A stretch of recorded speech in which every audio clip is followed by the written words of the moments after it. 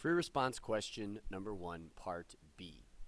Find the volume of the solid generated when R is rotated about the horizontal line y equals -1. Notice R is up here and it is in quadrants 1 and 2 as stated in the text. So I'm going to redraw a picture over here. I have my two curves here to create region R. Now we're rotating around y equals -1 horizontal line, and so we want to use a dx rectangle, and that is perpendicular to the horizontal line y equals -1, so we want to use the washer method.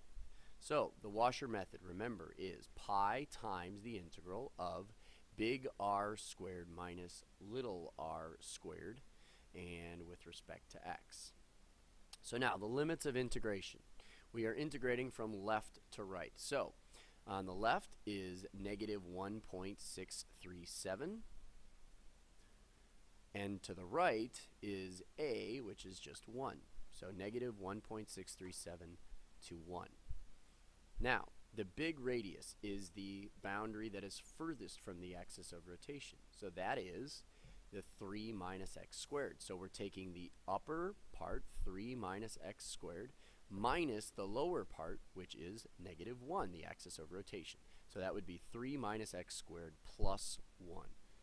Then our inner radius is given by the nearest boundary of the region, which is 2 to the x. So we're taking 2 to the x minus the lower part, which is -1, so 2 to the x plus 1. So that is our integral, and it does say find the volume, so that means we actually want to calculate.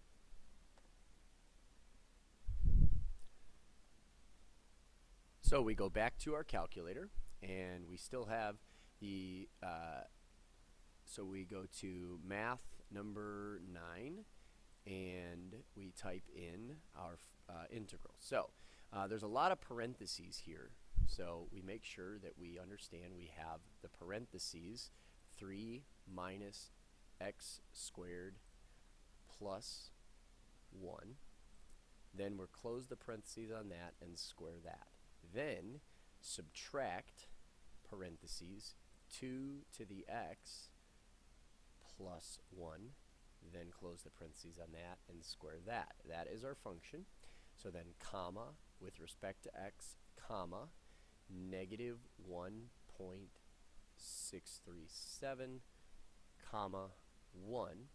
Now remember, this is our integral, so if we calculate that, we get 20.087, so 20.087, and then don't forget about the pi.